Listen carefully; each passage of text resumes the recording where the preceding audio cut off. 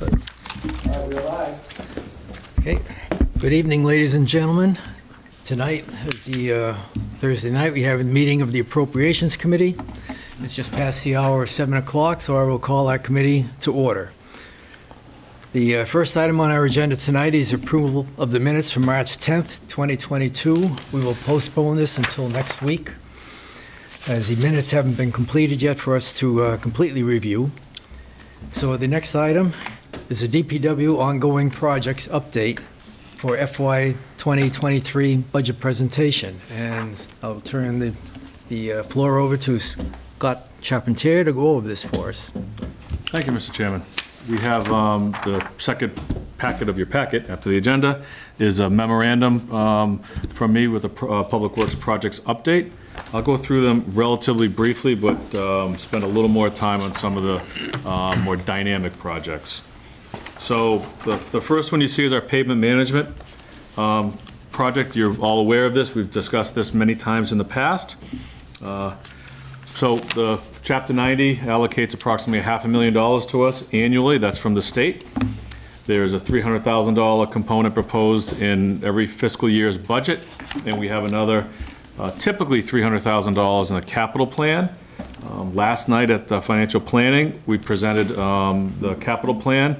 This year, due to a successful free cash result, we're proposing $454,000 out of the capital plan for pavement management.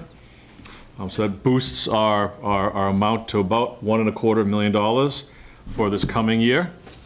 Last year, we had our standard $1.1 million that we usually have. We've had that over a number of years. The goal and objective here is to maintain and improve our roadway conditions throughout town. Every other year, we perform a town-wide pavement condition assessment and develop a report. That report is available online. As part of the process of driving around town and looking at every road, our consultants also gather other information. Guardrails one year, pavement markings another, sidewalks, which we'll talk about soon. So that's part of the process. We're up for another assessment and report update at this calendar year, so after we do this year's paving. Our goal and objective every year is to touch 10% of our roads with a variety of treatments. Roadway condition management is not worst first. It's been proven over a number of years and a number of studies that doing that results in an overall dropping of your town-wide pavement condition. So you'll see our town-wide pavement condition has remained somewhat steady and consistent. On the second page, the lower graph, you'll see we were climbing from 14 to 19, where we topped out at a 73.9, and these grades are similar to school grades, so that's, you know, a solid C. And then in 20 and 21, we started to decline a little bit. Though that downward slope can be attributed to culvert work that's been needed in and around town. We've talked about different culvert problems. It started with Fisher Street a number of years ago, where Mass DOT indicated that it was in failing condition and either we fix it or the road gets closed. We repaired it. The year after that, 2 years ago, Rice Ave was a problematic culvert. I'm sure we've all heard about that culvert. It's a corrugated metal pipe culvert. The bottom had rusted out, the top fell, and the road fell with it. And that's a very high embankment there.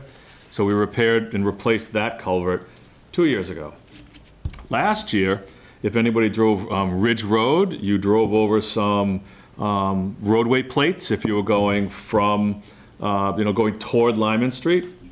That culvert failed and resulted in a sinkhole. We had to put roadway plates on it. Same thing occurred at Davis Ave. We had roadway plates there. That one continued to fail, and we added plate after plate after plate. And Lyman Street had a culvert blockage. It was problematic and failing, and Lyman Street was overtopping. That's right by where the kind of the hot dog truck has been historically. So last calendar year, we replaced those 3 culverts. Each one of these projects was about $300,000. That $300,000 came directly out of that $1.1 million. So that's why you see this bit of a decline in our pavement condition.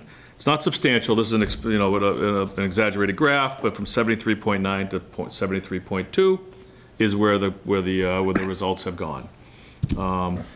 Good news is in our capital plan this year, that was discussed last night, that we have a $300,000 allocation for culvert and drainage work. The current need is a culvert on Lincoln Street to the right of Lincoln Street Elementary School. That's on the West Main Street side before Pine Haven. That culvert failed. It has a hole in the side of it, twice the length of the table and half the width. The road fell in. We did an emergency repair. That's a problematic location. It's Cold Harbor Brook. It's next to a school. There's a sidewalk on that side of the road. It's on the downstream side of the culvert. We're in the permitting and design process for that one. We'll seek grant funding as we always do, but we hope for the best, plan for the worst. So we're proposing that in the capital plan. That's one of the capital items that was pushed off due to COVID. We knew that was a problem, and we had to push it off for a little while. So that's why you see this decline in the pavement management plan. So you'll see what we did last year out of our budget. We touched 8 miles of road. We want to touch 8%. We have 80 miles. Sometimes we're 10 or 11. Sometimes we're 8. 8 is a little bit low for us. Met our goal, but again, we spent less money on it.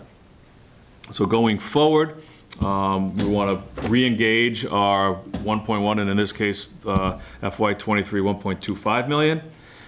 In hopes of catching up a little bit, we'll say, over the past few years, and allocating money to a drainage and culverts on a periodic basis in the capital plan will help us maintain our roadway plan, of which $300,000 is in the operating budget that we're talking about tonight. Scott, I'm gonna chime in here through the chair, if that's okay. I do always want to round out this discussion, because if you're just listening to this, it sounds like there's a lot of poor planning going on. We have all these failing culverts. We've got road work that needs to be done. Where we are is that we're paying for the past sins. So these aren't things that just snuck up on us. Infrastructure in general across the entire Commonwealth, across the nation for that matter, is deteriorating. Historically, we have not put the investment into infrastructure that we should have over the years. What Northborough has done is, going back to 2014, 2015, we completed a wholesale assessment of all of our roads. We created a pavement management plan. We offered 3 options for funding and went for the option in the middle, which is sort of the stem the bleeding, as you well know. We'd like to be up on a much more higher trajectory of improving the roads, but it comes down to funding. And historically, roadway work has been funded almost entirely through the state's Chapter 90 transportation bond. The state's Chapter 90 transportation bond for Northborough is only about $500,000.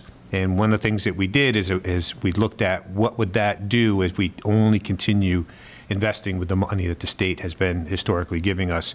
And you can see in the chart here that Scott has provided on page 2, it's a straight downward shot. And so we working with appropriations and with financial planning and the Board of Selectmen, we created a pavement management plan and an annual budget of $1.1 million. So we've been investing $1.1 million since fiscal 15. And so as we've gone and taken care of and gotten a handle on the roads, then Scott and his predecessor were assessing these culverts that hadn't been addressed for a very long time. And most recently, and Scott will probably talk to this in a moment, sidewalks. We have a lot of sidewalks. There's a backlog of work that needs to be done on sidewalks. But the problem has always been that the state has not increased their Chapter 90 funding for municipalities. They haven't increased it since 2012. So it's $200 million statewide, results in about $500,000 to the town of Northborough. Our #1 legislative priority, and later on in your agenda, we're going to go through that. Northborough's #1 priority for the last 6 years has been additional Chapter 90 infrastructure funding. So we actually have an assessment, and we have had a plan in place for the better part of 10 years. And we have known all that time that it's underfunded. And we have also been very clear to the legislative delegation that they need to step up and provide more money. And that's the biggest issue. It's one of the top priorities of the Mass Municipal Association. I just don't want somebody to listen in and say, well, it sounds like you don't have a handle on your infrastructure. Yes, it's kind of like pension obligation, you know, the unfunded liability, you're really paying for past sins. When it comes to infrastructure, we're paying for the past sins and the lack of investment by the state. And locally, you know, we had not had a pavement management plan in until probably about 7 years ago. So we have a handle on this. We're able to show exactly what the needs are. We can show you exactly what happens to our pavement condition across the entire town based on the various funding plans. And so, you know, we are very desperately trying to get from, you know, stemming the bleeding to getting an upward trajectory. But as you dig into your infrastructure, you know, culverts, was the second piece of that assessment, and those need investment as well. So we've had in the capital plan, you know, money for culvert work, but the reality is we don't have the funding.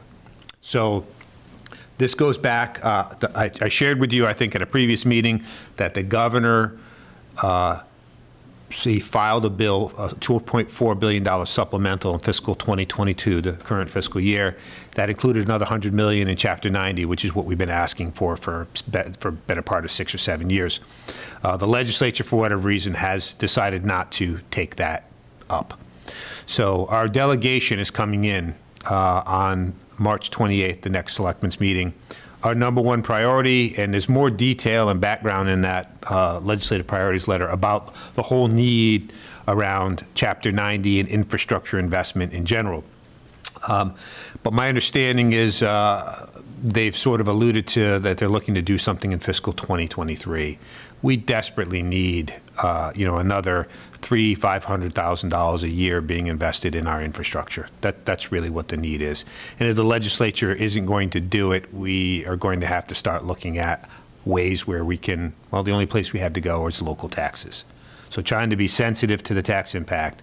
Again, the town is already between $500,000 in Chapter 90, $300,000 in the operating budget, another $300,000 typically through the capital budget. You know, we've been every year able to make that $1.1 million figure. The state has gone from, I know I'm throwing out a lot of figures here. I'm trying to bring it back to Northborough. 200 million statewide is about 500,000. 300 million statewide gives us about 800,000. Okay, they gave 300,000 statewide in 2015, 2016, and then pulled back. And now, in this year, they're talking about adding another 100,000. We need to get them to add that 100,000 to 300,000 statewide and keep it in order for us to get on a good uphill trend. So again, all of this is known. None of this is new. It's not like we don't know what these needs are. And again, we're paying for past sins for infrastructure investment or lack of investment from 20 years ago. And so we are better off than most communities. We know exactly what the need is. We have a plan, and we have a minimum funding plan that's been in place for 5 or 6 years now. So we're better than most, but we need more. And so the legislature is the place where that needs to come from. So, if you have any connections or, at that meeting on the 28th, they need to feel the full push for that money. They have, for the first time in a long time, a significant amount of infrastructure funding through the ARPA plan and through budget surplus. There's no reason that the state can't be allocating more money for this infrastructure. They know it is a top need across the state. So, Rick, through. Yes, Bob. $300,000. It really doesn't buy. It's just one culvert. Right. You could have a culvert collapse at any time. So it really makes it difficult for you to budget pavement of roads. Mm-hmm. So does the state understand that the culvert repair is under the pavement? Yes, it's all Chapter 90. You can use Chapter 90 transportation funds for roadways, for culverts, for sidewalks. But you get one culvert, and that's it. That takes your budget That's away. the issue, is that the backlog and the need is significant. And you're probably eyeing some culverts that probably are going to. Our inventory found 75 culverts throughout town, Right. variety of conditions. Unfortunately, a lot of them are corrugated metal pipes. Corrugated metal pipes are galvanized steel.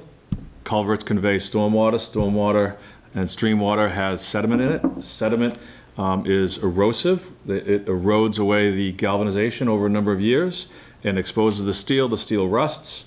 When the base or the invert rusts out, the top falls in, the road falls with it. That's what happens with this material. They're all over the town, and it's not just culverts. Some of the older subdivisions, that's what they used in their drainage pipes. I mean, culverts are big, 4-foot diameter. It's very expensive. You have continuous flow in them. They're very expensive to remove, like you indicated, at $300,000 easy. But in our neighborhoods, there are 12-inch diameter pipes from every catch basin to a manhole, and from manhole to manhole. And we have neighborhoods where those pipes are failing, and we have sinkholes. Everybody sees them next to catch basins. That's often a pipe failure, and not always a brick failure. So though that's part of the need. And again, that is Chapter 90 eligible, but it chips away and chews into it. We have some old culverts. Whitney Street has a culvert that dates back to the Church Street culvert. It's an amazing structure. It's got the large split granite slabs that Church Street had. They're stacked on dry stone abutments. It's 4 feet wide, 5 feet tall, but it's horse and buggy era. It's old, so that's there, and that's not going to last forever. So there's a variety of culvert needs. You still have a handful that you're watching pretty closely. Yeah. We have about 15% of them that are in poor condition. And be aware, the culvert inventory we did was a cursory evaluation. As with anything, there's a variety of levels of evaluations you can do. The most extensive is to enter culverts. People don't often, but you run video cameras through them like you would a sewer pipe, and video them. We do not do that. So if there's failures coming in the middle of the culverts, we didn't see them. We did 15%, that's 10 culverts, that's times 300, that's $3 million. Yeah, that's without looking on the inside. We just looked at the ends and looked in with a flashlight and hip waders, and our engineers looked and gave us an assessment. But when it's 50 feet long, you don't see the middle. no, I understand. Yeah, so there could be more. It's difficult to manage. Yep. It's just, I just want to be, again, the point of this was just to be clear that this isn't just like, hey, we've just been asleep at the switch here. I mean, it's been, I know you know, but we're going out live and people are going to watch this and they're hearing about all these culverts and all this need. It's getting an assessment and getting a handle, putting a plan together, putting it in place. And we did all that on the early end, and the plan has been in place at $1.1 million since 2015. And so there's been significant investment. It's just like most infrastructure across the country.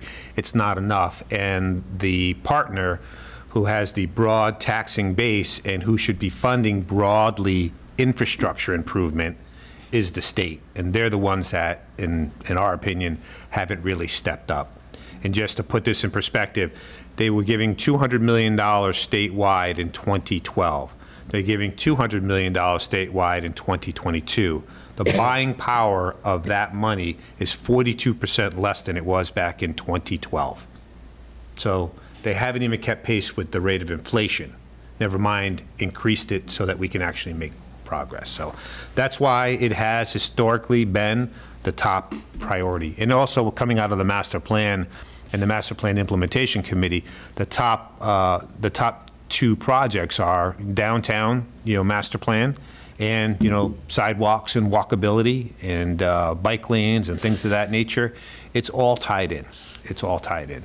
Yeah, the safety stuff has to come first. The culverts have to be repaired. Right. We have collapsing roads. So. Right.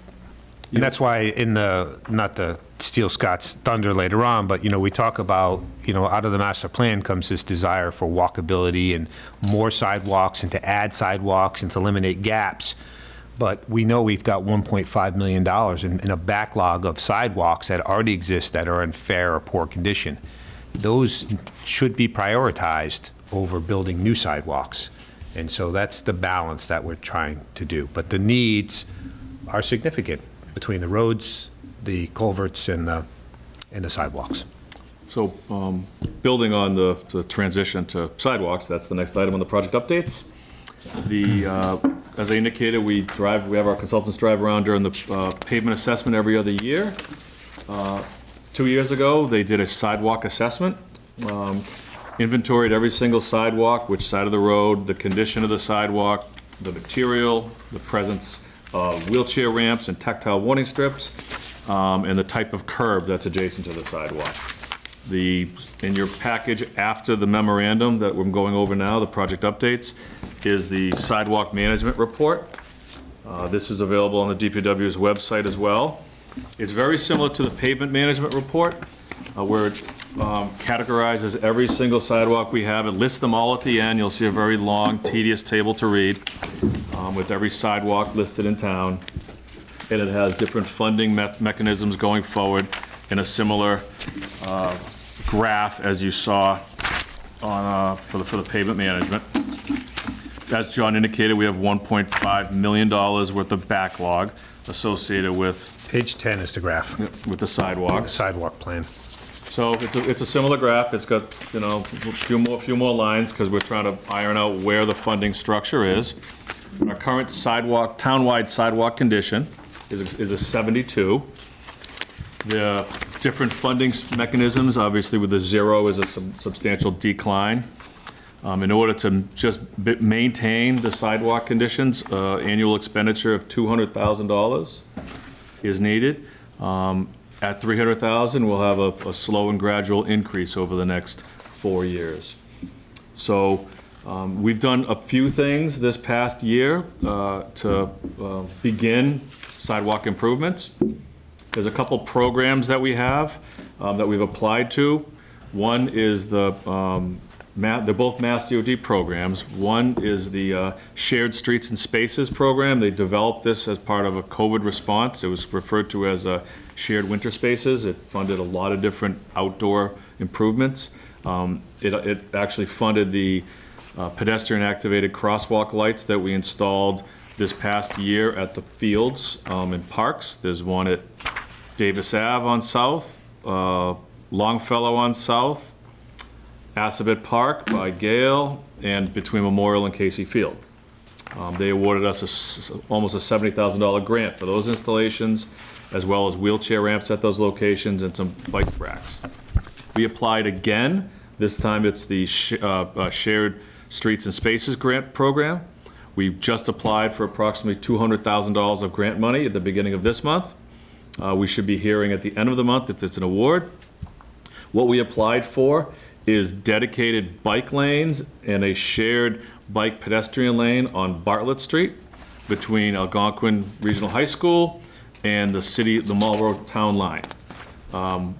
Marlboro, Bartlett Street turns into Forest when you get to Marlboro. Marlboro has bike lanes. We do not. So when you're a cyclist in Marlboro, you literally just stop at the town line. There is no continuation. So what we're proposing to Mass DOT is to fund installation of bike lanes with connectivity from Marlboro along Bartlett Street through the industrial corridor, around the corner, and to Algonquin Regional High School. As part of that application, one of the lanes, the north side, would be shared with a pedestrian, so it would be a little bit wider. That lane would extend from the high school to the trailhead. So, you know, the cross-country team could jog, the trails people could park and access the trails safely along Bartlett Street. It results in a lane narrowing as well, which is a traffic mitigation, a speed mitigation mechanism. When you narrow lanes and stripe the shoulders, it tends to have drivers intuitively just slow down. So we're waiting to hear for that, for hopefully an award by the end of the month. Mass DOT also has a more extensive program that's referred to as a Complete Streets program. The Board of Selectmen adopted the Complete Streets policy about a month and a half ago.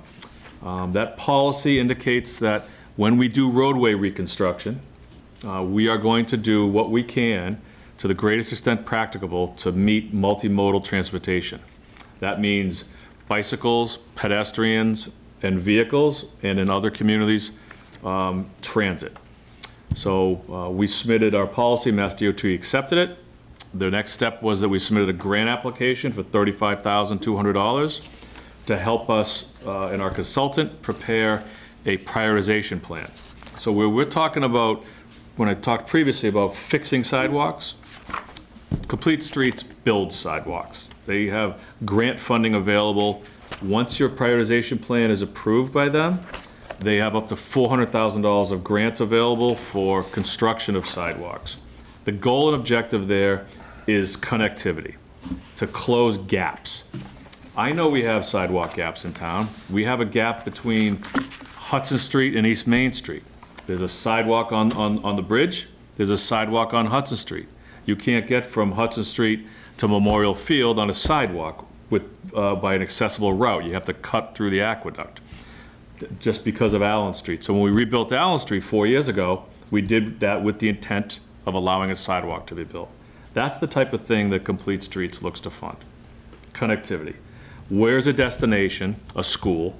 Where's a user group, a large neighborhood? For example, Lincoln Street, if Lincoln Street didn't have a sidewalk from Pine Haven to the elementary school, that would be a segment of connectivity. Indian Meadow, they're missing a sidewalk. They're missing a sidewalk from Indian Meadow to get into Northgate along Davis. There's a sidewalk up, I believe it's Hamilton. There's sidewalks in Indian Meadow, but you can't walk from Indian Meadow along Davis with no sidewalk past Thayer to get up into the Northgate neighborhood. And Northgate has sidewalks, and there's elementary school in that area. That's a good gap segment for Complete Streets. Maple Street, another one. Maple Street from Ridge, sidewalk stops there. You got Peasley School right there. You can't get to Algonquin. You can't get to the trailhead because there's no sidewalk between Ridge and Bartlett. That's another good gap. Those are the types of projects that Complete Streets looks to fund. So we're in the process of developing the prioritization plan.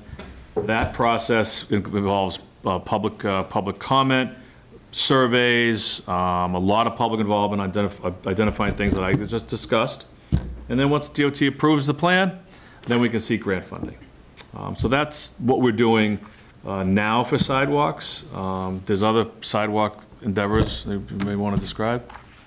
Yeah, so just so you, Tim? so question. I'm sorry.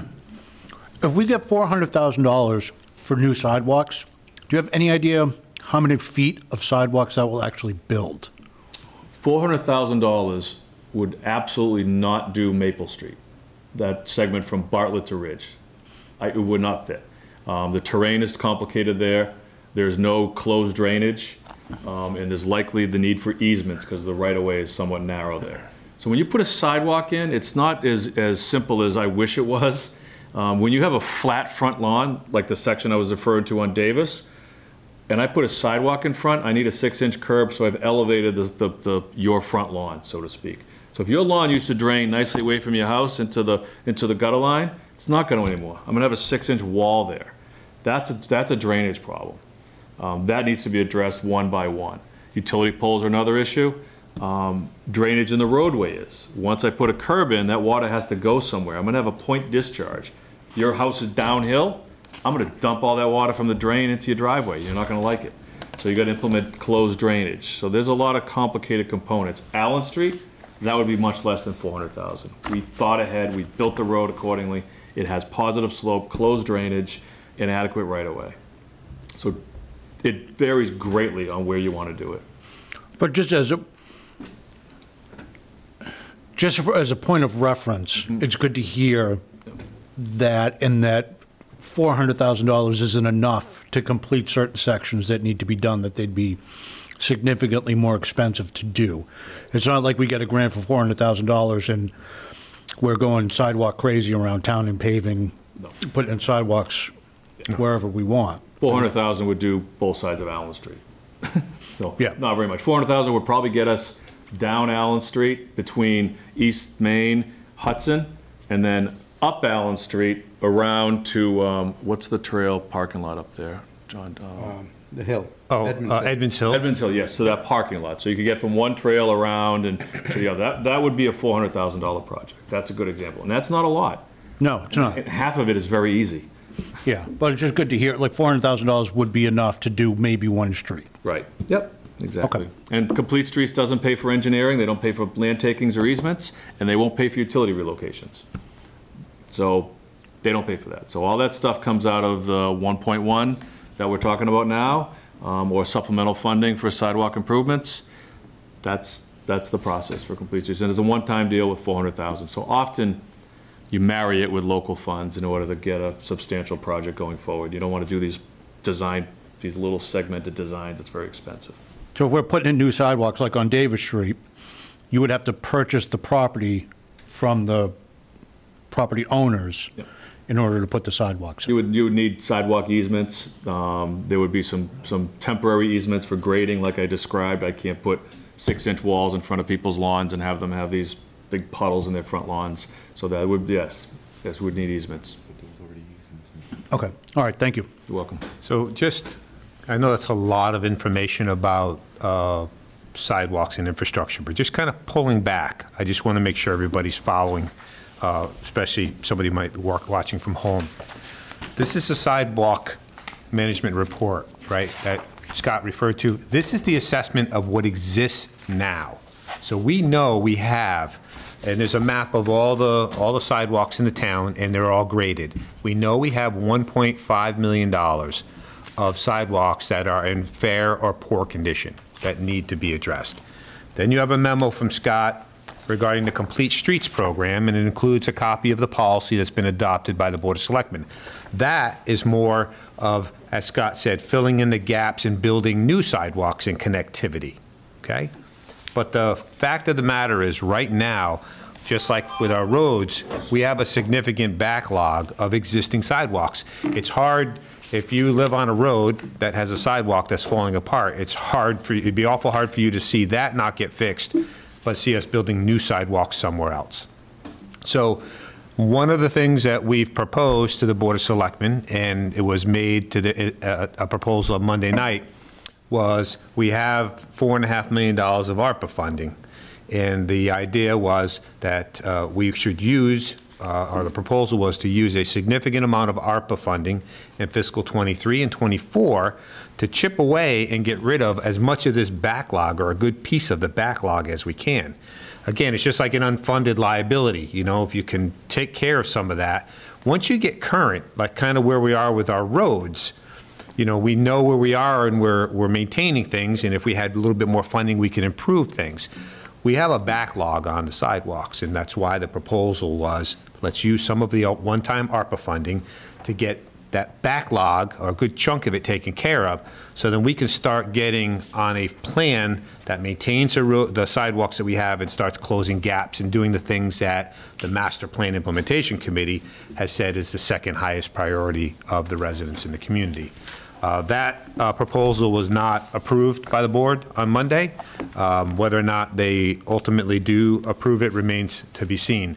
But I think there was some confusion from people that, you know, why are we using, you know, ARPA funding for capital?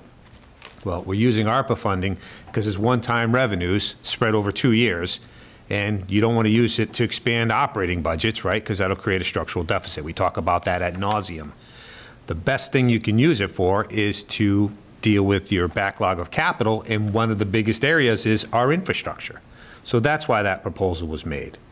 And I know there's a view from some folks that, you know, we should be using this money to do other fun things with it, and we can. I don't think the two are mutually exclusive, but the first round involved, you know, capital investments, including sidewalks. So the bottom line is, it's all got to be paid for somehow. So if you take ARPA money and you spend on something else, you still got to fix these sidewalks and these roads and these culverts.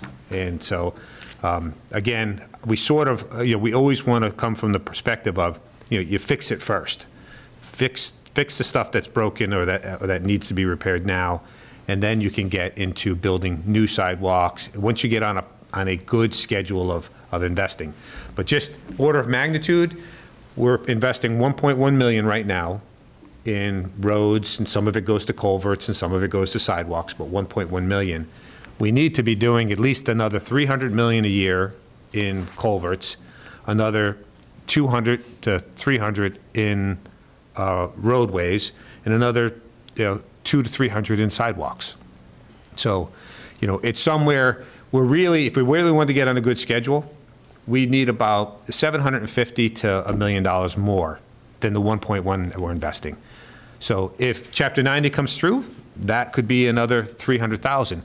If you use some ARPA funding to deal with the backlog, that just accelerates your in limiting your existing liability. So that's what the thought was there. So So to close out a little bit on the sidewalk piece, I'm sorry, Tim.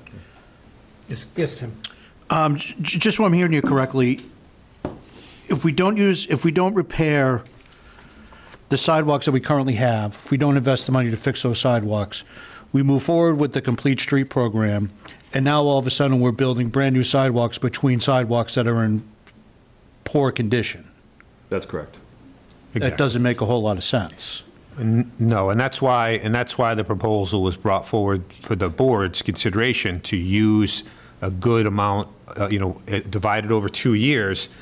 We were proposing 400,000 for sidewalks, and then maybe even a more significant number in fiscal 2024 to get rid of the backlog, and get you on a more solid plan and get your graph over the next 5 years on that upward trajectory that you want. But yeah, that's the point, is that we really need to make sure that we're taking care of the assets that we have now that are in poor condition before we start fixating on building just new sidewalks. I know it's exciting to build new sidewalks, but It's not exciting when you walk down to the end of the brand-new sidewalk onto a sidewalk that is in dire need of repair. It doesn't make a whole lot of... And again, as Scott said, because of the Complete Streets and the information that's in your packet about that, we do have opportunities to get some grant funding. But, you're not going to... It's all going to take time. And that's why you can accelerate that schedule. It's like if you don't put enough money into your retirement account, early on, what does a financial advisor tell you? Well, if you can put some good chunks of it in, if you get a little, I wouldn't say ARPA's a windfall, but if you get an unexpected amount of money and you put it in, well, that gets you closer to where it is that you want to be. That's the thought process of using ARPA for sidewalks, but it could be used for infrastructure investment in general. So, and just one last point is that when you spend money on infrastructure, you decrease your expenses later on. It makes you, wealthier later on, so to speak. Whereas if you take that money and you expand services, then it's going to cost more money later on. So the next item in our project update is the multiple culvert replacements. I think we've discussed that at length. The only thing remaining on the 3 culverts, Lyman, Ridge, and Davis Ave, is final paving. All the work is done. We wait for a winter season in order to let the trenches settle as best they can. Contractor will be back in a couple months to pave them, and that project will be closed out. The next project update is the Assabet Playground reconstruction. That project is about 50% complete. We actually got a little lucky with that project in the way we procured it. One of the anomalies with playgrounds is the play equipment is very specific to what the community wants, both in play equipment, like what they have, swings and bells and whistles, versus in colors and layouts. So they have vendors, play equipment vendors that are on the state bid list, so you can actually purchase directly from the vendor, vet out the specific equipment you want, which we did through a focus group, including the colors. We purchased that well before the design, well before the construction bidding, because we needed to tell the contractor what he's putting in the ground, which served us quite a benefit, because this was before the substantial price escalations we've all seen over the past year and a half. So we purchased the equipment when prices were still down, which turned out to be quite a bit in our benefit. When we bid out the Assabet Playground, the prices were beginning to skyrocket. The costs were high. We were unable to engage some bid alternates. I'm sure John will talk about that in a little bit. But the construction is about 50% complete. The goal and objective right now is to get it done by Memorial Day. One of the most difficult things with new playground construction is the safe fall play surface. It's multiple courses of poured rubber. There's a cushioning course that's very porous, and on top of that there's the wearing surface that is textured and more durable. those surfaces require specific temperature, humidity, and specific ranges and durations. So you don't do it on a Friday when it's going to thunderstorm on Sunday, because it'll ruin it. So you have to have a nice 3 or 4 day window to get the first course in and have it cured, and then you need another nice 3 or 4 day window to do the next course after the first one has an opportunity to cure. So my goal and objective is to get this done for Memorial Day. I don't control the weather. If I did, it wouldn't snow. We'd have a lot more operating budget. So we're hoping it happens. I talked to the contractor. They're mobilizing again tomorrow, on Monday. They come back out. The weather's nice. The ground is dry and defrosted. So you'll see activity there. We were able to reuse some of the granite blocks that were salvaged from Church Street, which is, I think, kind of cool. Kids like climbing on stuff and horsing around, and it's adjacent to some slides. Something unique that we have, 2 unique things we have on the playground, is we have slides that are at grade accessible. So because of the slope that goes in the back of the Assabet playground, there's a wheelchair accessible path that goes up to the top of the slides and then all the way back down. So there's a path that goes all the way around the playground that's wheelchair accessible. It's kind of unique that kids can get on the top of a slide without climbing a ladder. Wheelchairs can go down the slide? No. They can access the top of the slide and then come back down around, so it's like an undulating terrain that we have there. A lot of times kids have to climb ladders to get up slides. In this case, they can literally walk up to the top of the slide. Which I think is kind of cool. And I don't know if you remember all the tricycles and little scooters you'd see on the basketball courts there. Kids love riding those things, so one of the features we have in this design is going to be a tricycle track that goes around the perimeter of the play equipment with little pretend gas stations and bridges and goofy stuff like that kids love. So there's a couple interesting features that I kind of like the Landscape Architect came up with. Is there an age limit? It's a 3. You're too old, Tim. It's more. I think it's more of a weight limit. Ouch. Ouch. This is on TV. Another nice feature that we have that is I think is going to be beneficial to the parents is we have a shade structure that's going to be at the higher elevation between the playground and the splash pad.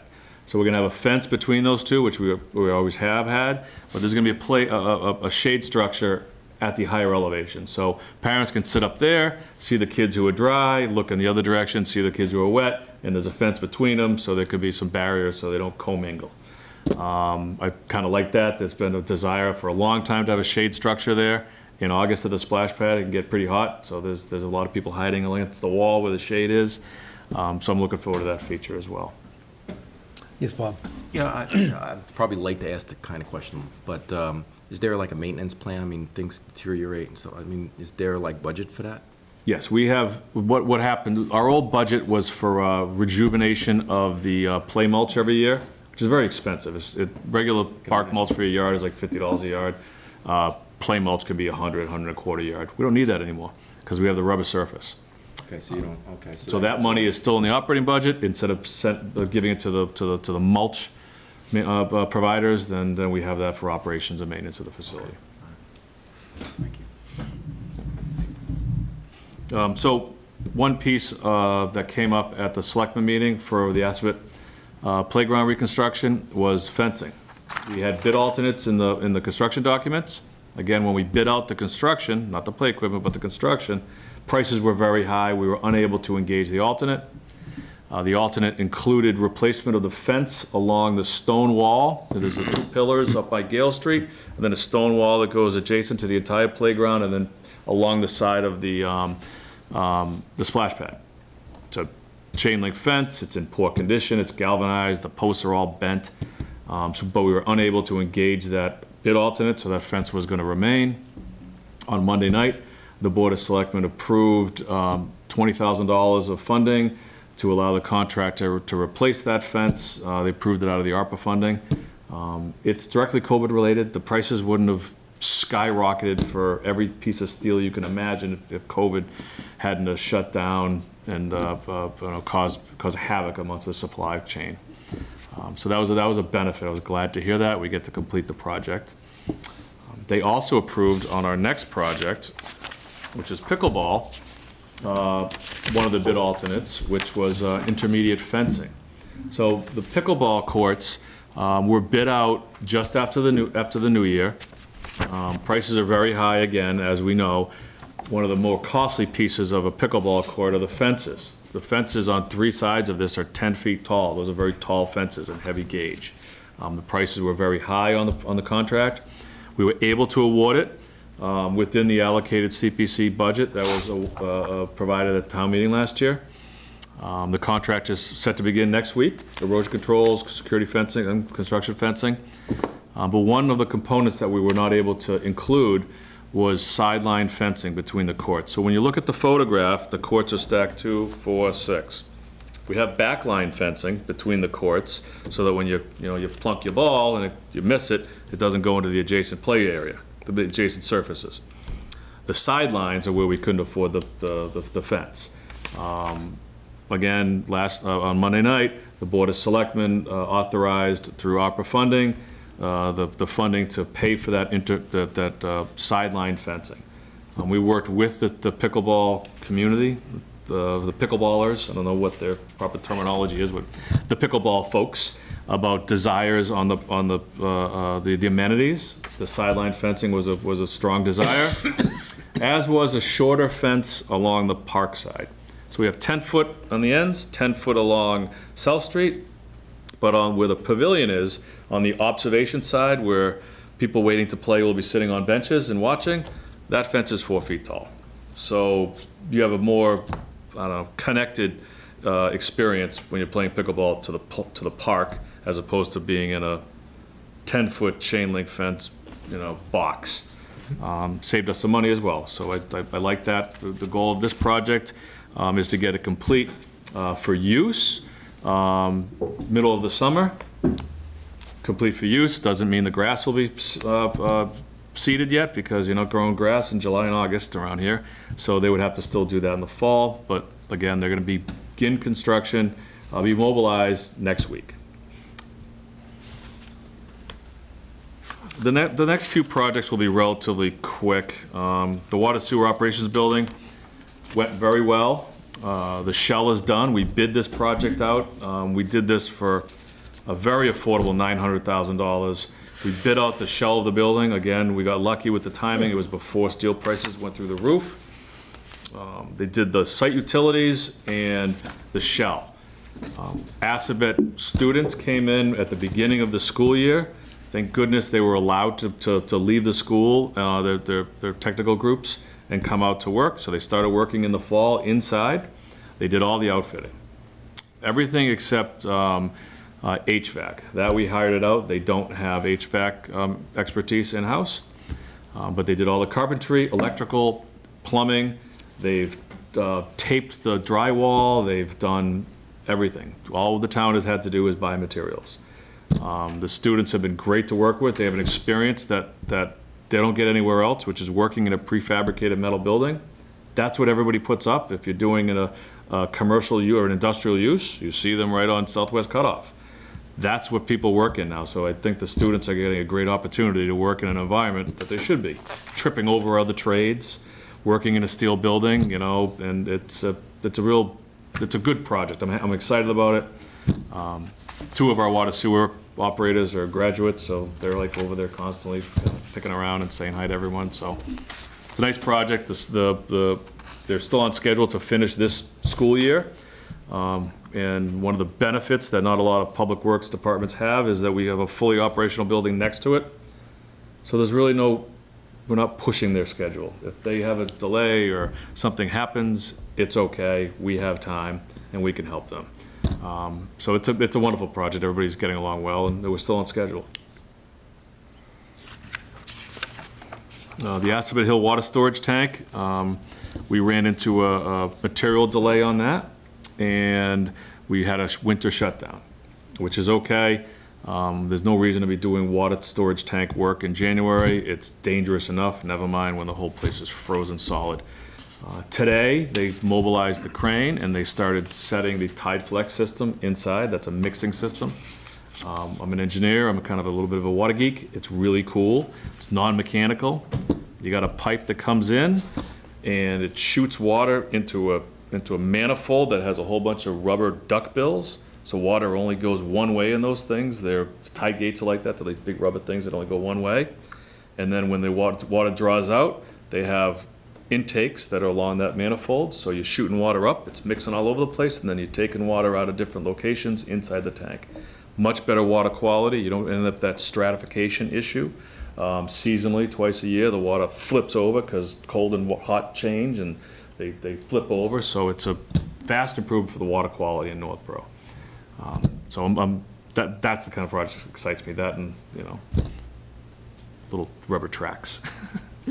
So that's on schedule to start refilling it in the spring before the dry season, which is desirable from a water supply perspective. The SCADA project is ongoing. SCADA is probably not very exciting for most people, but from a safety and operational perspective for water and sewer department, it's essential and critical. It's a supervisory control and data acquisition system. It's computers that monitor all sorts of stuff set up at important places. The water storage tank, our MWRA connection, Hudson Street Pump Station, West Main Street Pump Station, which serves the majority of our commercial district. Facilities like that.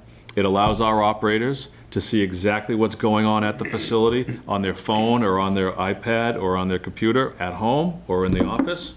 And it also allows them to change operations. So we get a notification, Hudson Street, pump 2 failed. Pump 1 operating at 40 hertz. You know, they can immediately change that up to 60 hertz. So it's a full horse. It's running as fast as it can from home without having to take the time to go to the shop, get the tool, get over there. So it's a vast improvement. Plus the controls are all secured. The network is a secured network. It's not available to me at my house without, you know, the SCADA device in my hand. So it's a closed network. It's all cellular based, so we don't have to worry about radio towers and frequencies. So we're looking forward to that coming online from a safety and security perspective. It's one of the recommendations that Homeland Security gives for water and sewer operating facilities. So things that we've read about don't happen. The last project is a dam project. The Northborough Reservoir Dam that we own in Shrewsbury and Boylston, that serves no purpose for the town of Northborough. We stopped drinking, we built in the 1850s, we stopped drinking out of it in 1950 or something. Serves no purpose. We were ordered by the state to either fix it or remove it. We're in the design and permitting process for the removal of the dam. One of the nice things is we received approximately $170,000 of grant money from the state to aid in the $200,000 cost to design and permit the removal of the dam. We've done the survey, bathymetric survey, hydraulic analysis. We're right now preparing the engineering report to go to the Office of Dam Safety at DCR. We've had preliminary discussions with them. The hydraulic analysis is looking beneficial to us from a financial perspective, in that we believe the downstream culvert has adequate capacity, so would not need to be expanded, which is great. I did not want to have to rebuild Shrewsbury's culvert so we can get rid of our dam. Not where I wanted to spend the water department's ratepayers' money at all. So that project is going forward. It's slow. Environmental permitting is not a quick thing.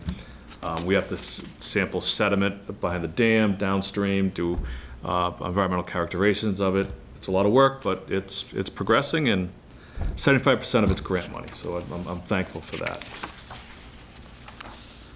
The last one is our new facility manager taking the bull by the reins. It's some HVAC improvements that we've had to do.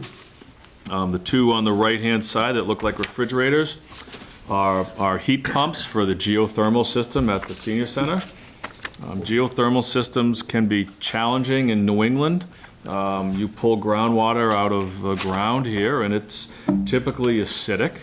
You know, Massachusetts has granite. We have acidic water, and it often is sediment laden, and that could be a challenge for different components in a geothermal system. So we went forward with a replacement with no borrowing out of available cash last year. The one on the right, on the left, is a very attractive control mechanism and firing box for our boiler here at Town Hall.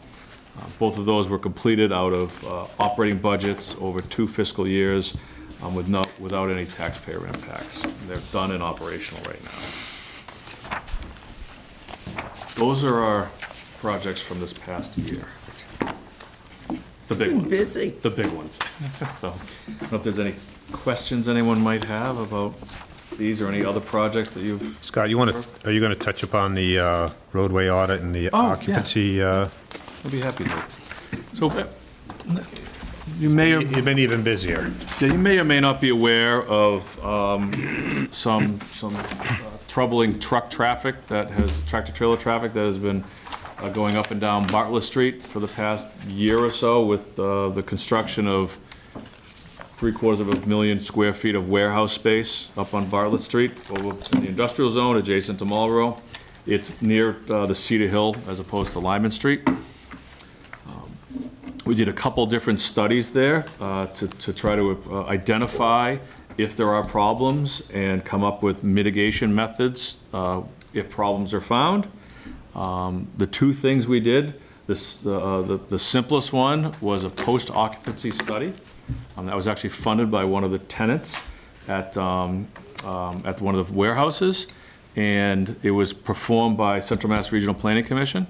What they do is they take traffic counts, and as part of the traffic counts, they compare those counts and the level of service, how busy an intersection is, in the actual post-constructed and during operations conditions, which is now, and compare it to what the analysis was by the engineers that were done during the land permitting process.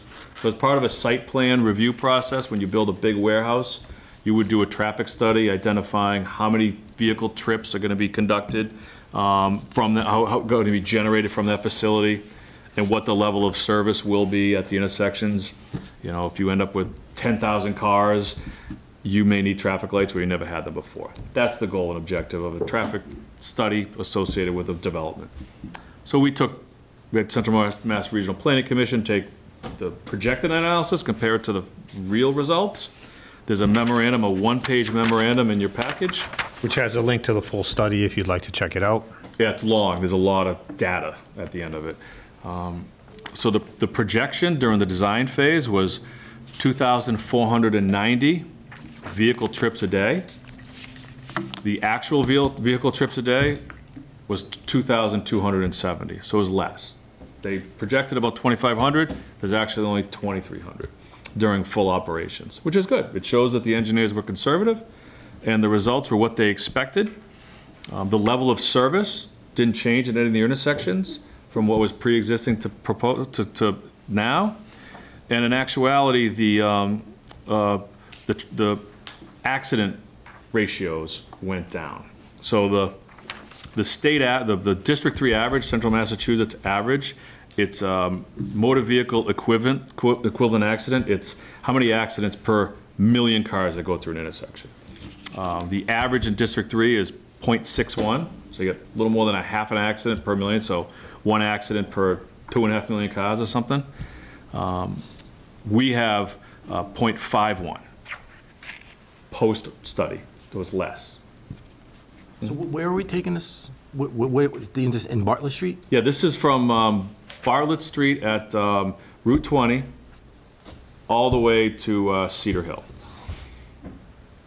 So it goes past Algonquin Regional High School, Lyman Street, and then over the hill to So it Cedar goes to Hill. the intersection of Northborough? Yep. It's Route 20, okay. Yep. So the traffic study projected a 0.72 accident ratio, 0.72 accidents per million vehicles. The District 3 average is 0.61. The actual results was 0.51. So it's less than the state average, and it's far less than what was projected in the traffic study. So the results were what I would want to see if I was the engineer working on the site development. My estimations and my projections were conservative and the end result was less than what I had projected, less detrimental. The other study that was done on the corridor, and this is, again, the same limits, Cedar Hill to Route 20, was a roadway safety audit. So this is a formal Mass DOT process. It's done on corridors and intersections. You get a bunch of data gathered together, traffic counts, turning movements, speed analysis, and then you get a whole bunch of stakeholders together. In this case, we all met at the Algonquin Regional High School. There were representatives from Mass DOT, Central Mass Regional Planning Commission, the Board of Selectmen, residents, public safety, the school committee, the school administration was there. I think we had almost 30 people there. And you sit in an auditorium, you talk about problems you believe exist along the corridor. They're all recorded through, through the process, the interactive process. You then walk the entire corridor. So we had 25, 30 people walking from the high school to Cedar Hill, back up to Route 20, back to the high school. It was probably pretty humorous for a few of the drivers coming by. But the idea is to then brainstorm a little bit in the field and then go back to the high school and talk about mitigation elements that could be used in order to address the concerns. So one of the big things that came out of that was some traffic calming along the corridor that I discussed earlier about our grant application. We want to kind of slow down and make it look less speed friendly between specifically the high school and Cedar Hill, where it's a wide swath of pavement. The speed limit does go up. It's 45 miles an hour after Lyman. It's 35 miles an hour from 20 to Lyman. And that's where the road widens.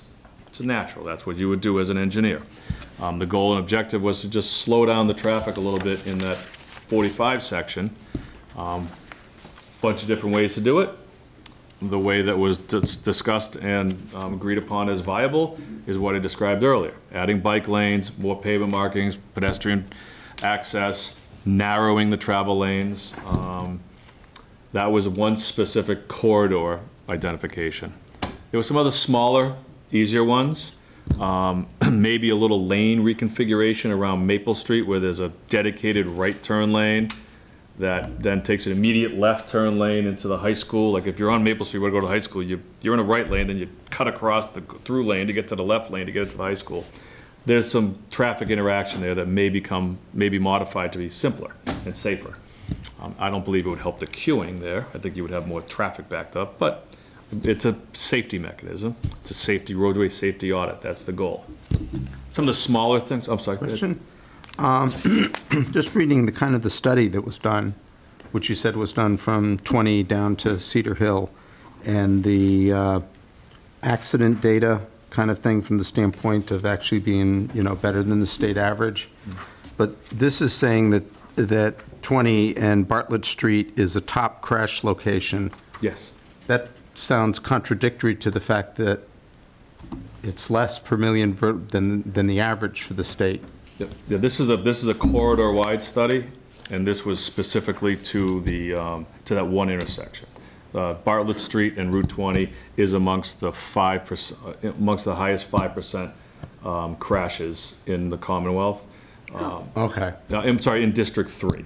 In District 3, that one intersection. So when you take that one intersection and you blend it in with Maple, Lyman, and Cedar, it gets diluted. Okay. Yes, and that would the objective of the traffic study for the warehouse development was from the warehouse to there. So Okay. the accidents in that corridor are low, but the accidents at that intersection are substantial. Okay. So that's a good lead-in.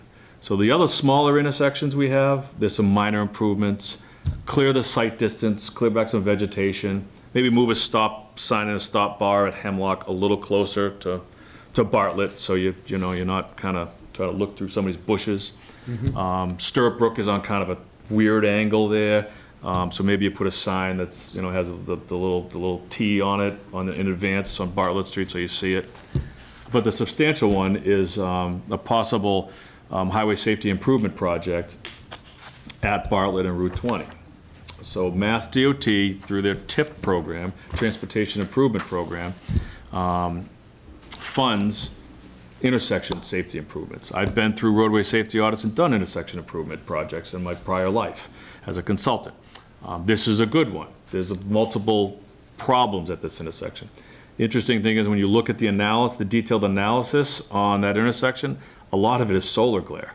A lot of it is rear ending on Bartlett Street heading. Morning and night. Yeah, heading, because it's directly in the sun, and you have a lot of morning crashes coming down the hill toward, where Brittany's is on your left, and then whoosh, they bang on their brakes. It may be queued up a little rough, and there's a lot of rear enders there. The traffic intersection project that I did was also a solar glare issue, a dead straight off ramp that went downhill into the sun. There are other needs at that intersection. Tractor trailers that are turning from Bartlett Street turning from Route 20 right onto Bartlett. Because of that big hill, they need to go into the oncoming lane a little bit. That's legally allowed. That's in the manual on uniform traffic control devices as allowed and in Mass DOT's regulations. It's not desirable, though. One of the more critical things that I would like to see at that intersection is better pedestrian accommodations. We have a high school right there. Right. We have a pizza joint here, a breakfast joint, and you got to kind of jump across roads with no crosswalks and sneak through parking lots to get to those locations. I don't like that. I would love to see some better pedestrian accommodations at that intersection. That's another thing that the Highway Safety Improvement Program would address. Okay. So I've talked to CMRPC about that. That intersection is owned and controlled by Mass DOT, so the town of Northborough has really no official role in that other than motivation for DOT to make the change. And CMRPC is a close peer of DOT, so we're doing what we can to motivate them on the need. So that's one of the big projects that would be driven by DOT, and everybody knows, you probably know how long it took to get the intersections done in downtown Northborough under DOT control and funding. I don't believe that's going to be much different, but I'm hopeful. I'm hopeful that we see it, and I'm hopeful we see the bike lanes on the other end, and DPW is committed to making the minor changes at the intersections. Well, whatever we can do to improve safety, I'm all in for it. Okay. That's my Bartlett Street saga. And we just, as a comment, we have been successful working with the facilities down there.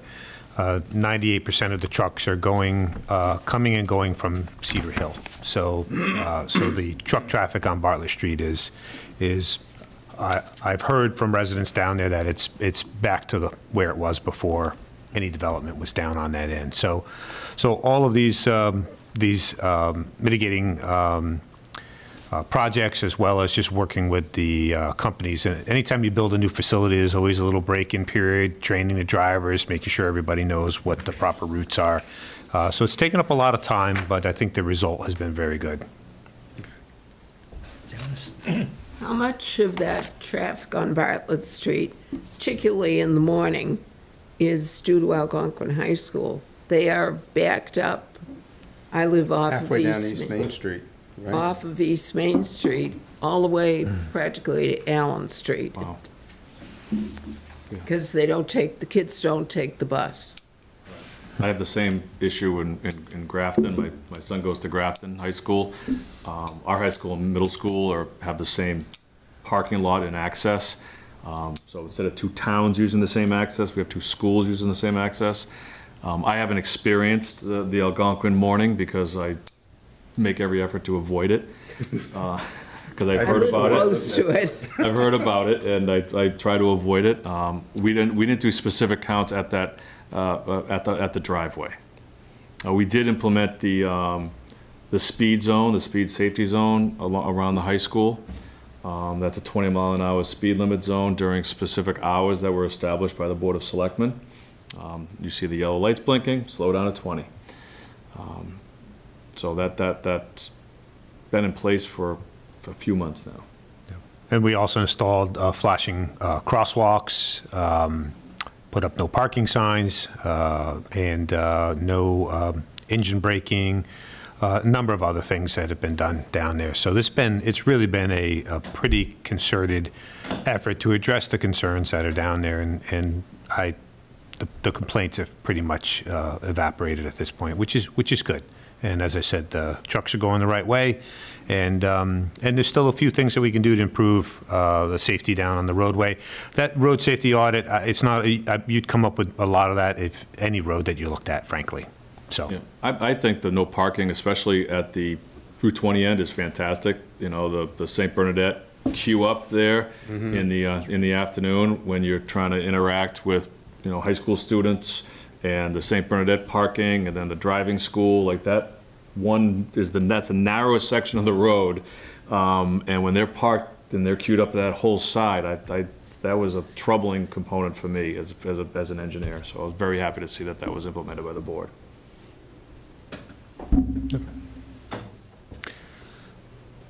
So those are the project updates. I had a quick question. You mentioned engine braking. Is that what a Jake brake is? Yes. Yeah. What is that? Compression brake, Jake brake prohibition? What is that? It wasn't Jacob Controls. It was Jacob Equipment was the designer of the compression brake in a diesel engine. So when you hear a tractor trailer truck, bop, bop, bop, bop, bop, bop, bop, and they're slowing down, that's their compression brake. From an engineer's perspective, it's really cool. It changes the operation of the valves in the engine, so your exhaust valve becomes an intake valve, and your intake valve becomes an exhaust valve. So your engine is literally doing the reverse of what it does. It's incredibly loud. It's a great safety mechanism for very large rolling stock, but it's nothing you want to hear in front of your house. Oh, I see. So the prohibitions are allowed locally, so we prohibit it along Bartlett Street, and then the I want to say residential section, but Lyman Street from Ridge to Bartlett. So that T has a compression brake prohibition. I would have used the word compression, but it's too long for the sign, so we used engine. Okay, thanks. I didn't know what that was. Yeah. A lot of work's been done down there, and a lot of outreach to the neighborhood. So that's it on the projects. If you'd like to talk about budget, Mr. Chairman? Budget time? Sure. Okay. So we're here to discuss the general fund budget. You'll see the legal size documents. It has the budget summary on the front and the details on the following pages with the percent changes. I'll give you the 10,000-foot view perspective first. We're proposing under the general fund, a $106,453 increase this fiscal year, this coming fiscal year, FY23. Approximately half of that, or $54,800, almost exactly half of that, is attributed to the restoration of one light equipment operator position in the highway department. That position existed in 2005. It was eliminated then. It was reinstated in FY21, in the proposed budget, and COVID came upon us, and it was eliminated before it was even created. So that position is proposed now in FY23. The need for that position is highlighted even more now with us bringing on a facility manager that me and John and I are incredibly thankful to have. He's been wonderful to work with and tackling a lot of things rapidly.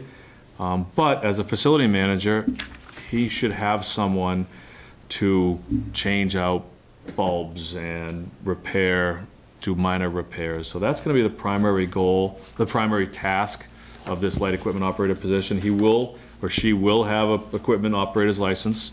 Will be able to operate hydraulic equipment, backhoes, skid steers, and the like. Primary role and responsibility will be to the facility manager, who right now is climbing ladders and doing pretty much anything that we ask of him. So that's half of the operating budget increase. The other half is attributed, I'll say it again, the material increases in utilities. Our utilities are going up. The cost of materials are going up. The cost of fixed equipment is up. The cost to buy anything is up. A yard of loam is more than it was 3 years ago. So that's the other half of the $106,000 proposed increase. So without the added position, that 3.7% increase across the board would be 1.9? 1.7. 1.7. So it's a very modest budget increase, and we did that intentionally in order to accommodate the position that's direly needed. There is a caveat here, as I've said before. None of the budgets that are going to come forward for your review right now are going to include personnel increases, because we are in negotiations with all 5 of our bargaining units. So all wage increases are being budgeted centrally for this for fiscal 2023, pending settlement of the contracts. So I did just want to mention, we always try to be respectful of your time. So you have, the best, just the spreadsheet, which has all the line items, and we're certainly happy to answer any questions you have about those. It shows the bottom line, shows every line, what's going up, what's going down. But then I would draw your attention to the section out of the finished budget document. Like every department that comes to you, you have an explanation, you have a mission statement, explanation of what each of the divisions would be doing, related advisory boards or committees. I'm on page 4-2. This is, you got this, Bob? It's the DPW budget. Has a 4-1 up on top, okay? So, again, on 4-3, and this is the same structure for every departmental budget that comes to you for your review. There's an organizational chart, shows you how the divisions are interrelated. Then on 4-4, you have the initiatives and accomplishments from the fiscal 2022, which Scott just reviewed most of those. Then there's the upcoming fiscal 2023 goals and objectives. And then with every budget that we bring forward on page 4-6 at the bottom, there's always just one paragraph that gives you the bottom line of what's happened. So on page 4-6, you can see where the overall budget's going up about $106,000 or 3.7%. And as Scott said, $54,810 of that is the restoration of the position that was cut during the pandemic. As you move through on 4-7, it just has a nice table with all the programs and sub-programs of what the different divisions do. And then this is one of my favorite. On page 4-8 and 4-9, it's the personnel table. So you can see a 5-year history of personnel, how the staffing has moved around a little bit. In fiscal 19, we had 20.48 full-time equivalents. And in 2022, we have 19. And in fiscal 23, the budget you're looking at right now, we're looking to, again, add back the position that was eliminated because it was vacant during the pandemic. So we had 20.48 FTEs in 2019, and we're looking to go to 20 FTEs in fiscal 2023. At the bottom of the chart on page 4-8, every year that there's any change in the table above, it's explained, so you know exactly what we did with personnel. For instance, going from fiscal 20 to fiscal 21, you see that the administrative assistants were reduced by a part-time 19-hour-week position. Well, that person was processing checks, and we went to a lockbox. That was it. So we were able to reduce that staffing position. What's really interesting in DPW, unlike most of the other departments, is these are all the staffing positions by title over 5 years, so you can see that. But when it comes to the budget and you review the budget, the staffing salaries are split up between the different divisions and between the enterprise funds. So the chart on page 4-9, I personally, I love it, because you can see how, for instance, the DPW director's salary is split 50% to the highway division, the general fund, and then the other 50% percent of his salary is split between the enterprise funds, the water and the sewer enterprise funds. So the table on 4-9 explains to you how the positions are budgeted. So if you look at, when you look at Scott's, the DPW director's salary, and you're like, boy, I can't believe he does all that work for what we pay him, that's half his salary that's showing up in that section of the budget. But you can easily see the totality of it as you go through. And then the balance of the finished document is showing all of the line items and the object codes. So you have all the detail that you want. With all of these budgets, they're designed to give you summary information up front, make sure that you understand how the department's organized, what their mission is, what their goals are, what they've accomplished, what they intend to accomplish with the funding that you're going to give them. And then you can see all the gory detail if you like. So as Scott said, most of the increase obviously is the restoration of the position that was cut, and the balance is escalation of a lot of utilities and material costs.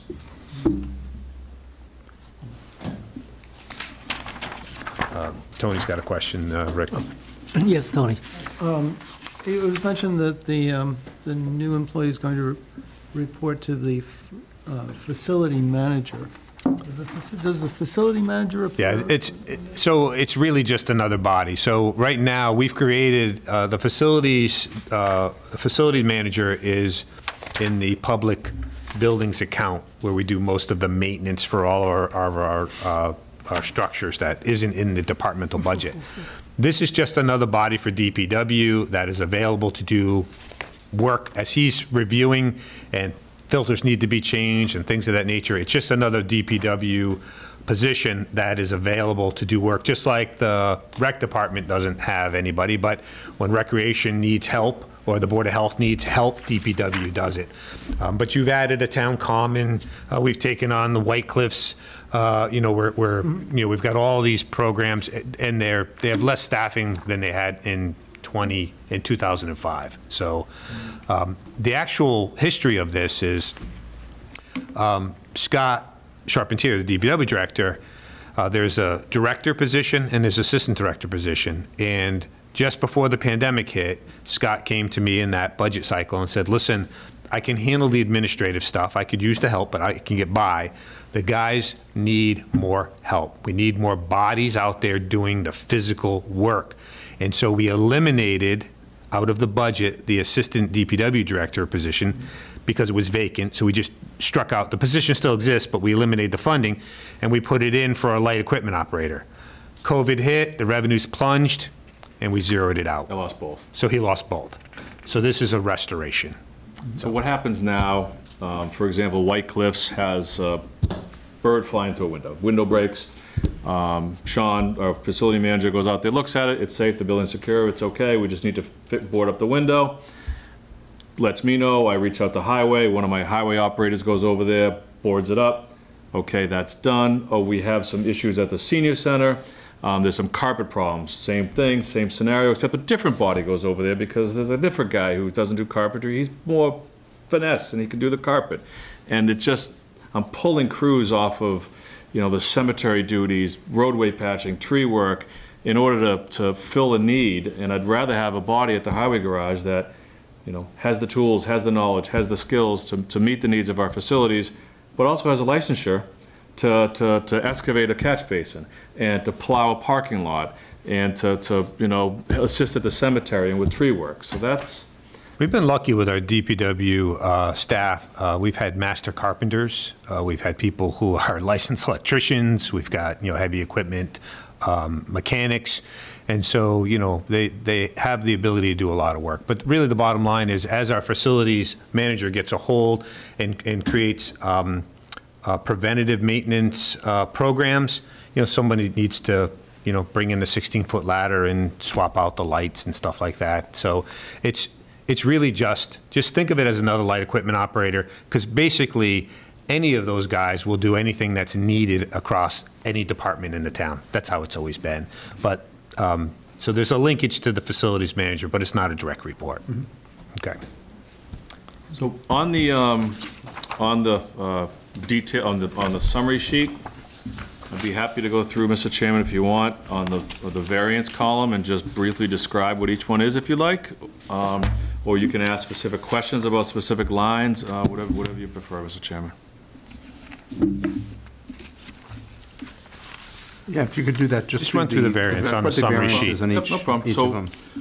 Highway admin, there's a $12,892 increase. The vast majority of that is associated with our fuel island and our septic tank pumping. The cost for pumping at the septic tank has gone up drastically. One, for fuel, and two, not a lot of places will accept septage anymore, so you end up driving a little bit further than you used to. Upper Blackstone as opposed to Marlboro, those costs have gone up, and we pump it more often than we used to. The last thing I want to see is anything in our separating tank, our oil water separator, end up in the septic tank. Receiving facilities have become a lot more stringent in what septage haulers dump. And if our oil water separator ever accidentally goes into the septic tank, that can't go there. It's got to go to a special hazardous waste material site because it's got oils and greases and, you know, mechanic-based stuff. So we pump it more often than we used to because the receiving facilities are much more cautious. There's a portion of it as well based on the utilities, about a $3,000 increase out of that 12 that goes toward utilities. Highway admin pays for all the utilities associated with the general fund. That's phones, gas, electric, you name it. So those utilities have gone up. The highway construction, the C&M, construction and maintenance, I discussed that already. There's $54,000 associated with a new body. That leaves a remainder of about $24,000. A very large piece of that is specifically related to stormwater. Stormwater covers a lot of things. It covers our primarily the substantial cost in there is disposal of our catch basin and street sweeping materials. Those are both contaminated materials. They need to be handled specially and dumped at a receiving facility that accepts those types of materials. Those costs, like I just said, those costs have escalated substantially. Trucking costs and loading costs have gone up. We need to track those. You know, every cubic yard or ton of that material that goes somewhere, we report it to DEP. There's a chain of custody associated with all of it. So those costs continue to creep up. We're capturing some of it this year, which is important. There's also been a bit of an increase in our equipment maintenance. The equipment maintenance line item has gone up about $5,600. That's basically our mechanics budget. Everything is more expensive. You can't, you know, the 55-gallon drum of oil that when we buy those frequently, that's a $700 barrel. That didn't used to be a $700 barrel of oil. Costs have gone up substantially. It's a large item. It's been an $83,000 item, you know, $80,000 item for a number of years. You know, it's been increased to $89,000 in past years. It's exceeded $89,000, and we're trying to get it balanced to where it belongs. That summarizes the construction maintenance. Under parks, this is primarily associated with two items, the town common and our seasonal help. We hire seasonal help every year. Generally, they're college kids on break to mow, pick up trash, do, you know, duties like that. It frees up our heavy equipment operators to not get paid heavy equipment rates sitting on a lawnmower all day, every day. They're an immense resource for the community. It's good for the kids too, I think. I mean, I got a daughter in college. I'd love her to work 40 hours a day, 7 to 3:30, and go home sweaty and tired. And that's what these young adults do. We gave them a 50-cent raise. Minimum wage is increasing. The competitive wages out there are increasing. It's not a substantial hourly rate, $15 an hour. Minimum wage is $14.25, and it's going to be $15 soon. But it's warranted, and it will likely continue as the job market becomes more and more competitive. We just, one of the things you'll hear if you talk to our rec director is we can't find kids to work. Yeah. There's no kids that will want to work the camp. And so at a minimum, we need to keep pace with the minimum wage and at least be reasonably competitive. So, and these kids do a great job. They really do. We try to cycle them and keep them here, which is great. Every now and then, some of them will come back in the wintertime to help out. During snow season or Christmas break, it's good. They get a good work ethic out of it. What's the ages you look for? You have to be 18 years old. Okay. We allow them to drive our trucks. We don't give them $250,000 Mack trucks. Our pickup trucks. We give them old pickup trucks, and it's only after they get to ride around for a little while. They're only pickup trucks, but they're 1-ton F-350s pulling a trailer with two $20,000 lawnmowers on them. So it's no joke, and it's pretty intimidating. Generally, the first year a seasonal help is here, he's never behind a steering wheel. He gets comfortable and adequate with it and gets an opportunity to learn how to back up a trailer at the yard. How long do you hold on to them? Do you get them for a couple of years, like for their college career? Much to the dismay of a couple of parents, we've kept a couple of them permanently. Yep. It's a great grooming process. We have 3 of our full-time employees. Both of our heavy equipment operators, both of our light equipment operators came through the seasonal program. And our youngest heavy equipment operator, who I believe is turning 21 soon, also came through the seasonal program. It's a wonderful grooming mechanism. They get to talk to the other staff. They realize, this is an adult job that I can support a family on, and it's a viable career. And not blowing smoke. Northborough is a great place to work. We have a wonderful community that supports the department. Everybody in the department cares about their jobs and what they do. There's no dismay. People don't abuse the equipment. It's a wonderful group that we have at the highway department. So they get a really good taste of how life should be when you go to work. The other piece of the parks increase is the town common. We have the town common now. We contract out our mulch installation every year. That increased the cost of our mulch. We fertilize our cemeteries every year and our parks. That increased the fertilizer costs. Plus the cost to mulch has gone up a little bit. It's fuel. I mean, there's a big trucks that drive around, and that cost went up as well. So that's the 2 components that contribute to the $4,700 increase. The cemeteries. There are 2 seasonal help there at the cemetery. One is what I was describing to you earlier, generally a younger adult, college student. The other one is a retired man, worked in the department for a number of years. He's in his mid-70s. And nobody here could keep up with him. He is out at the cemetery in the rain, in rain gear, weed whacking. He's already talked to our highway superintendent 3 times. He's itching to come back to get to work. The only anomaly with him is the first day of hunting season. He's gone. The first day you don't see him. He disappears in the woods. But he maintains the cemetery as if it's his own yard. He's an amazing asset. I wish him the best, both personally as well as selfishly and professionally. So that's a piece of the cemetery increase.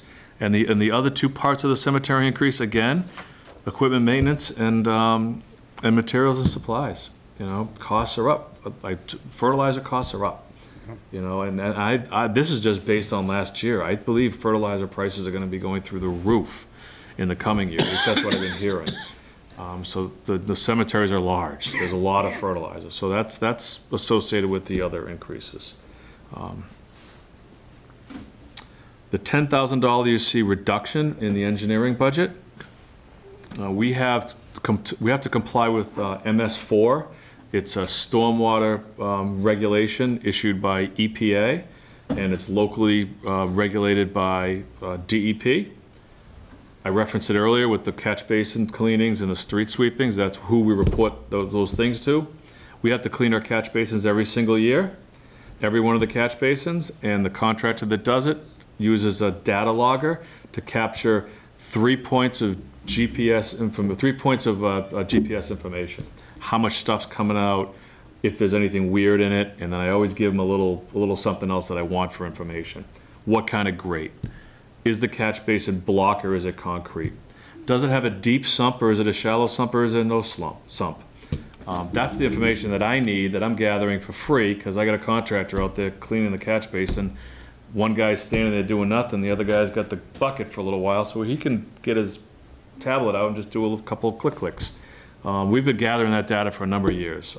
It's incredibly useful for us reporting, but the MS4 requires a lot of consultant services. That's the $10,000 reduction. We've sharpened the pencil with the consultant. We've spread out their scope of work. MS4 is a 10-year permit. It's a NIPSI permit, National Discharge Permit. It's for 10 years. The last 10-year permit lasted 22 years because the federal government was pretty slow in redoing it, which I'm thankful for, because now it's very expensive. But I've managed to stretch out that scope a little bit so that it balances out the undulations that the federal government doesn't understand, hurts local communities in trying to fund. Okay. So that's how we got a $10,000 reduction there. And this was a good year to do it, because we're trying to get a body in and reduce fiscal impacts to the general fund. The street lighting, you'll see bold. We paid $147,000 last year for street lights. So, last year's budget was $135,000. So the surplus comes out of other line items. So as National Grid's charge to us increases, primarily it's the distribution charge. I don't believe generation has gone up that much, but distribution has, transmission. So we're just increasing that budget based on what the cost is.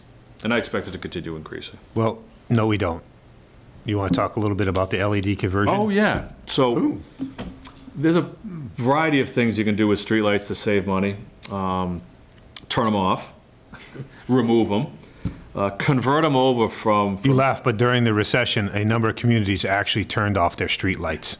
The only lights they left on were intersections. Every other street light was off. Yeah. Or convert them over to LED. National Grid has a LED light conversion program that is based, the cost to the community is based on several things. One is the age of the lights. Our lights are pretty old, so old that they'll do it for free, which is fantastic. It's a process to get it. Like I've been working with National Grid this calendar year, in late last calendar year, to get an inventory of our lights, to find out what they have currently for sodium lights in them, what the benefit would be for different lighting scenarios to switch over to LED. I have all that data now. Once we get through the budget process and the crunch through town meeting, I can refocus and pivot some energy over to that program and identify what type of LED light gets changed out to our lights. So there could be a substantial cost savings annually in our budget. Right now, the projection is somewhere between $20,000 and $40,000 a year, depending on which LED lights we choose. And those numbers can fluctuate up as well if we go on a very energy efficient, lower candlelight foot candle production on the lights. So that's a process I need to work through. I don't know a lot about streetlights. I don't have a streetlight expert on staff, so I need to start reaching out to other communities who have done the program. What do they learn? What do they like? What didn't they like? So that I can make a solid recommendation on what we do to save $40,000 in our operating budget next year. So a point that needs to be made here is, so the program that Scott's talking about is at no cost to the town other than staff time working with them to work through the process. So this is the avenue that we're choosing. You may have read in the paper over the last 4 or 5 years, communities through the Green Communities program, which we participate in, would buy the streetlights, convert them, and then they're responsible for the maintenance. So you have to hire a company to maintain the streetlights. And you used to be able to use the Green Communities program grant to buy the streetlights. green communities will no longer fund streetlight purchase programs anymore, or they fund them at 50%. 50%, yeah. So now that's considerable to buy them. So this program that we're actually going towards will get the energy savings through the LEDs, but we don't have to buy them and we don't have to maintain them. So that's the avenue that we're going down. Again, even a year or two ago, because we were actually pursuing that, the intent this year was to submit a Green Communities grant application to buy the lights, convert them, and then we would engage a company then to maintain them. But we're not going to go down that path at this point. This is a better, faster, less cumbersome route for us to go. It can be a very costly operational expense to own and maintain traffic lights. And the reason the power companies are doing this is this helps them with the green Yes. requirements and. At the federal level, they need to do energy, just like you might have, National Grid sends me a letter about every 2 months. It says, we'll come and do an energy audit and replace all the lights in your house with LEDs for no cost. Right. It's because they have to do these programs. So this is a municipal version of that. They continue to own the lights, and so they're responsible for the maintenance, et cetera, so we don't have to contract with them, Right. but we're getting the decrease in Exactly. the amount of power that we need to pay for. Good for the environment, it's good for the taxpayers, and it's good for my department because I don't have to maintain a component of infrastructure that's very costly. When a light goes down, it's not just my bucket truck out there, it's an electrician, it's a police officer, it's, thousands of dollars. That's an expense that is hard to project and not one that I think we want to absorb. And the good news is we can use our Green Communities grant, well, we're not guaranteed anything. We're in all of our grants through the Green Communities program, they're competitive grants. And they have just decided that they don't want to do lighting programs anymore. They want you to do other types of cost-saving, energy-saving programs. So they're trying to incentivize the types of programs and improvements that they want us to be doing. So we'll do the streetlights, and we're going to pursue grants for something else as well. Right. Yep. So we'll get 2 instead of just 1. And we just completed a Green Communities grant project a couple months ago. It included weatherization at a number of our K-8 schools. Simple stuff. Weather stripping around doors, weather stripping around windows, filling in utility penetrations where the insulation wasn't put in appropriately, replace inefficient hard start motors with variable frequency drive soft start motors that are high efficiency. Little things like that, by little things, $80,000. But that's free money, and that's money that the school department is going to save in heat. Yeah. When you stand inside the schoolroom and you see light coming from outside, that's bad weather stripping. Right. So it's simple stuff, but they were willing to do it for free, so through a grant. So that was a nice win, and that was another one that our facility manager assisted overseeing with. And it's one of the things that having a full-time facilities manager, he's up to speed on the green communities. One of his jobs is to apply for these grants and to pursue them. So we're going to see some value added through that. So the last increase you see is trees, $5,000. Fuel costs have gone up. The cost to do tree work has gone up substantially. Our contractual services operating budget for trees is $50,000. I just want to put this briefly in perspective. I know I've been going on for a while. We remove about 65 trees a year. We have a bucket truck and a very experienced tree crew. There are trees out there that we cannot do with a bucket truck. Nobody can. You need a crane. Whether it's because of an unsafe tree you can't rope off of, or it's just too large to manage with a bucket truck. We hire our tree company to come in and do the work with a crane. Generally a crane and a chipper truck with a chipper and a body, that's about a $10,000 day. All right, so we have $50,000, we're proposing $50,000, $10,000 a day, that's 5 days. In a typical day, you'll get 2 setups with a crane, morning and afternoon.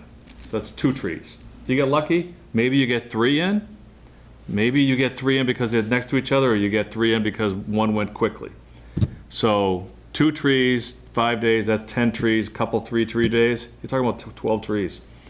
We remove 65 a year, so it's not an expansive utilization of contractual services. It's the 12 worst trees on the list, and if my tree supervisor is not willing to do it, I will not force him to do it. I'm going to get a contractor to do it. Yeah. Trees are very unsafe and very dangerous, so the cost has to keep up with the cost in the industry. Where You're are the familiar with that, trees Bob. that the town is responsible for? Primarily along roads, or? Yeah, well, DPW does every single tree on town property Okay. that we can, just because that's how DPW works with other departments. Yeah. But I'm the tree warden in accordance with the bylaws. I'm in charge of public shade trees. A public shade tree is any tree that has any portion of its trunk located within the public right-of-way. Public shade trees are protected by Mass General Law. We're not allowed to trim them or remove them without a public hearing unless they pose an immediate threat to the general public. Immediate threat has been determined to be leaning, hanging, or uprooting. So if you have a dead tree that's leaning on another dead tree, I don't need a public hearing to get that thing off. That's dangerous. Or a hanger, top of the pine trees hanging, that's not. Uprooting, that's another one that's gonna come over. But if it's just a big old dead oak, post it, public hearing. We do our public hearings once a year in March. That gives us all of our, we're doing it on March 29th this year. That gives us our 65 trees for the year. And then I build my list through the calendar year of 22, and then I do another one. And do you remember that tree? That's how we removed a monster. We actually broke a piece off our backhoe, our front end loader, trying to lift it. So yeah, it's. Yeah, I'm sure you've seen the trees, big orange X, and they're posted. And so, you know, we don't, you know, if you came home one day and what you thought was a healthy shade tree, you know, 100-year-old oak trees, and you come home and there's just some chips on the ground, you would say, why didn't somebody talk to me? That's why there's a process. Right. Yeah. So, all right. So that summarizes it in a very long, drawn-out fashion. I'm sorry. No, very good, very There's a organized. lot going on. Who makes and enforces the rules of the cemetery? The Cemetery Commission prepares the rules and regulations. Anytime we have a rule and regulation amendment, we post a public hearing for it. I enforce them. Okay. Yeah, I've seen some things over the cemetery that shouldn't be done. Mm-hmm. There's graves totally outlined and these poles at the footer of the grave, and Yeah. my big question was, why can't a single person have a headstone? Right. It has to be 2 people or more to have a headstone. You can get small headstones. Yeah, yeah. There's excavation issues with a single grave, just due to the size of the grave. One of the challenges with the cemetery can be with some of the graves that were beautifully landscaped when they were initiated, and then maybe get less maintained as the years and decades go on and start impeding on the space of neighboring gravestones. That we do what we can to research and how to get in touch with next of kin, but the limitations are extensive when it comes to finding someone. And we end up pulling shrubs and trimming things and removing posts that shouldn't be there. It takes time, because the last thing I want to do is remove a peace pole that Janice put on her, sister's grave, and I haven't got any sisters. couldn't get in touch with you. I'm just So- thinking, some poor guy's got a mow and he can go right down the line, but all of a Right. sudden he's confronted with these rocks going all around the whole Yeah. outlining the tomb. I struggle with that often. That when my cemetery maintenance gentleman that I was telling you about earlier sees those, I get a phone call, and then I get to have generally an unpleasant conversation with a landowner. Do you have any other questions? Comments? Seeing that, I guess we can dismiss you for this Thank you. portion. Thank you, Thank Mr. you, Chairman. Scott. Great job, thank you. Thank you. Thank you, Scott. Committee members. Thank you. I'll grab my wheelbarrow and all my paper. And your phone on the floor. Oh, there. yeah. Turn it off.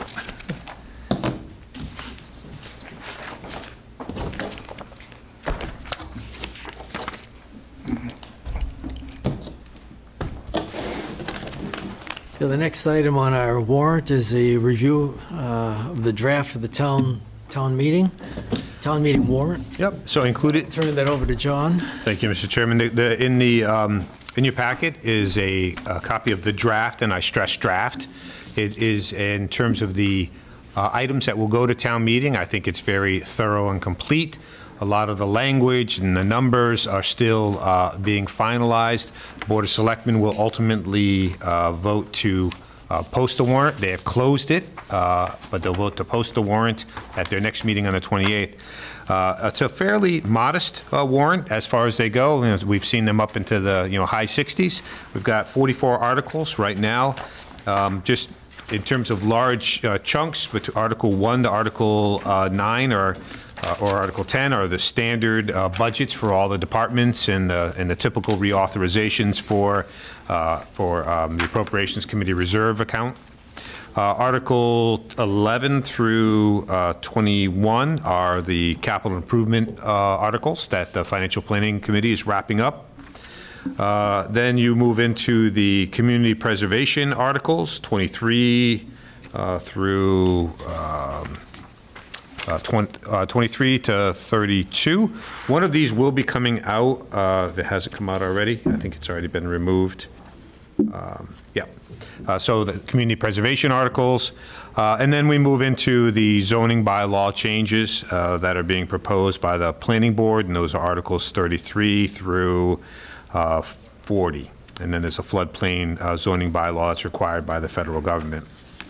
So, nothing really unusual. We do have 2 citizens petitions. One is a citizen's petition to change the date of and time of the annual town meeting permanently to Saturday at 9 a.m.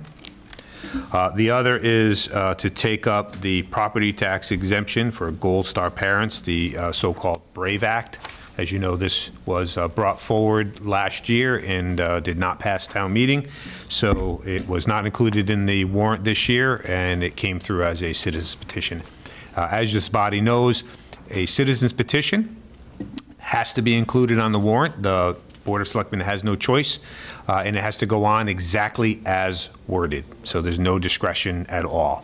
So we've got a couple citizen articles that are on there today. And so as you go through, I'm not going to go through the warrant, but you can peruse it at your leisure. And this is pretty much what we're going to be looking at for our town meeting as of right now.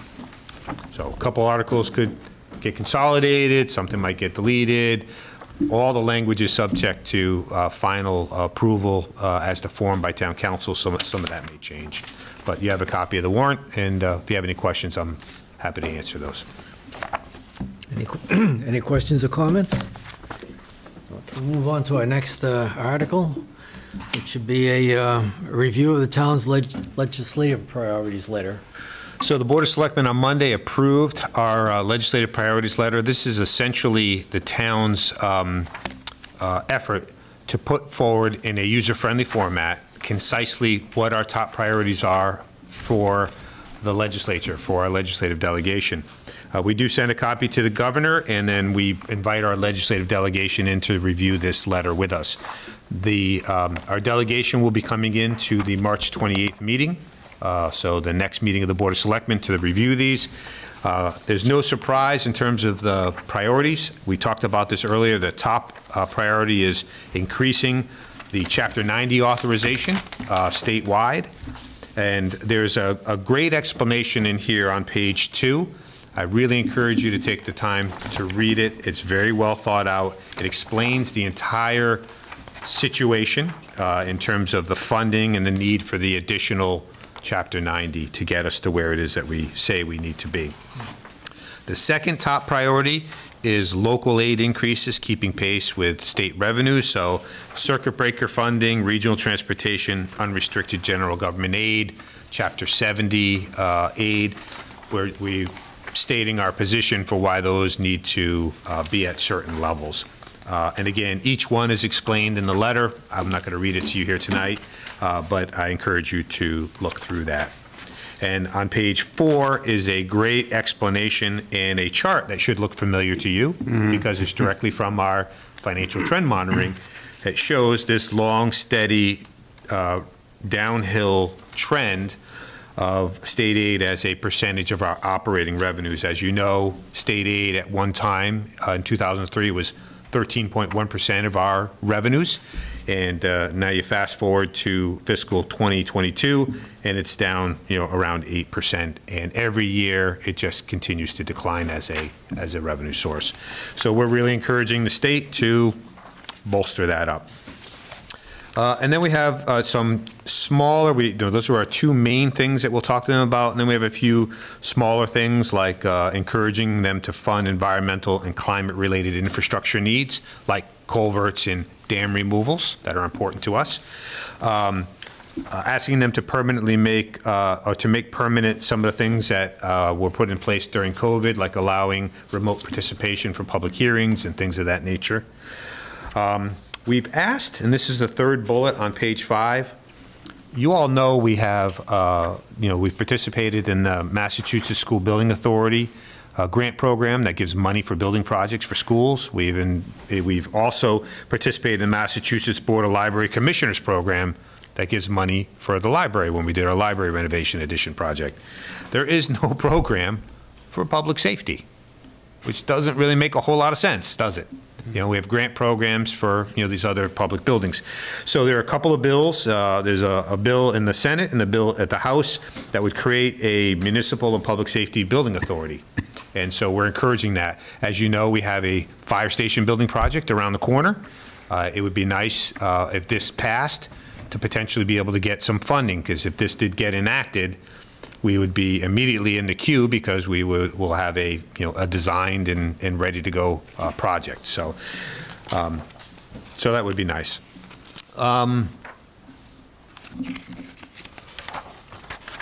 There's an article in here to benefit our local cable access. As you know, as people cut the cord, we're only allowed to get funding through actual corded cable services. As people cut the cord, they start streaming. We're asking for the legislature and the Senate to endorse these two bills that would allow us to take a percentage of those streaming service revenues, like we take right now, a percentage up to 5% on the cable. That's how we fund local access. There's a couple more here. OPEB reform, which isn't going anywhere, but we don't want them to forget about it.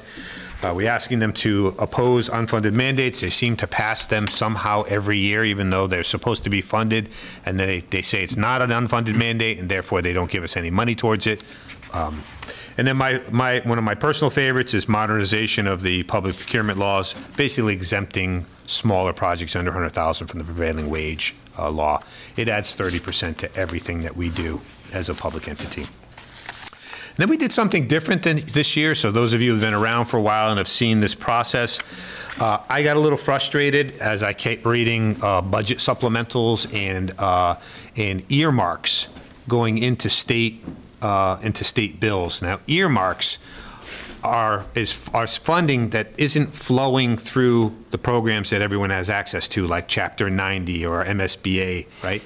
It's literally a legislator getting a pocket of money for a town for a project. It can be for a dam removal. It can be for culvert replacement. It could be for anything.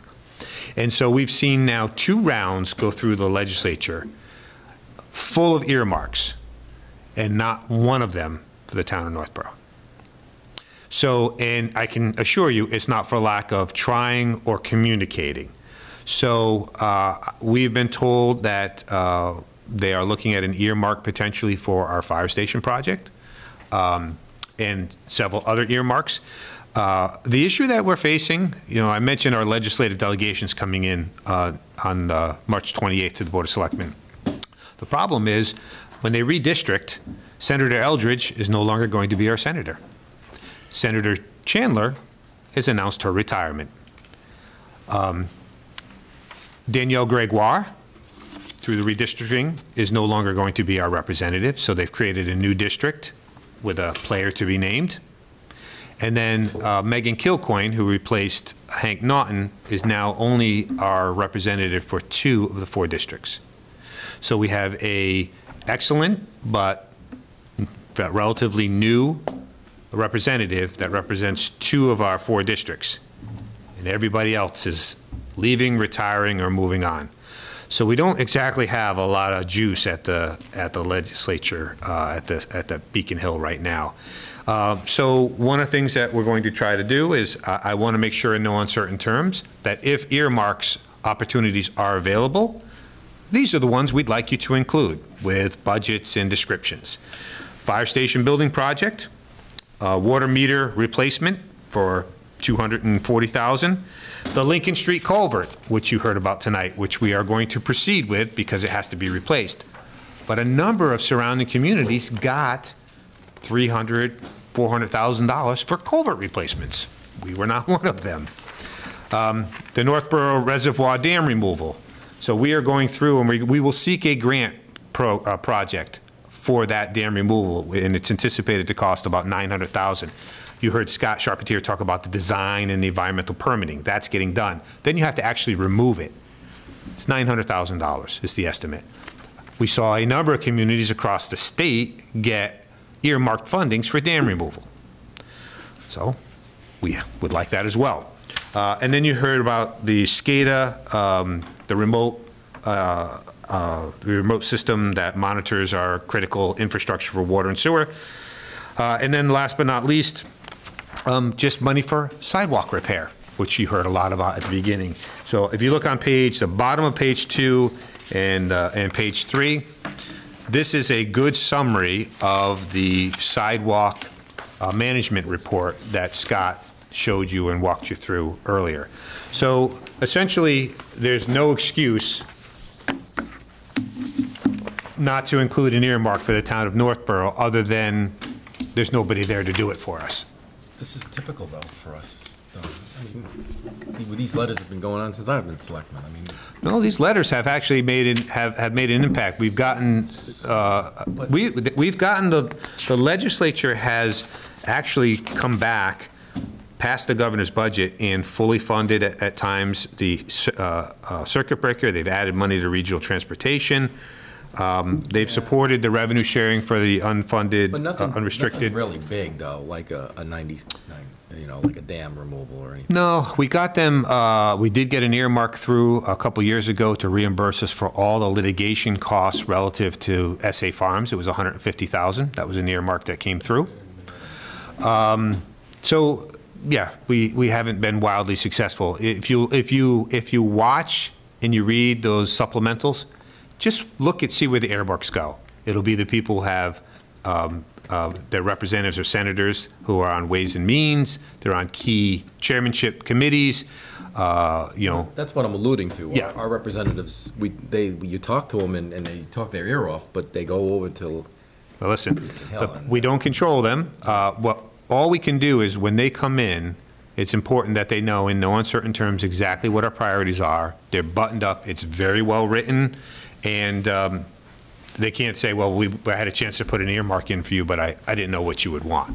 Mm-hmm. No. I'm advocating to continue. It's clear. It's the best we can do to influence them, and it's much more effective than having them come in and just talking randomly about a bill that they're interested or that they've sponsored that may or may not be of any interest to us.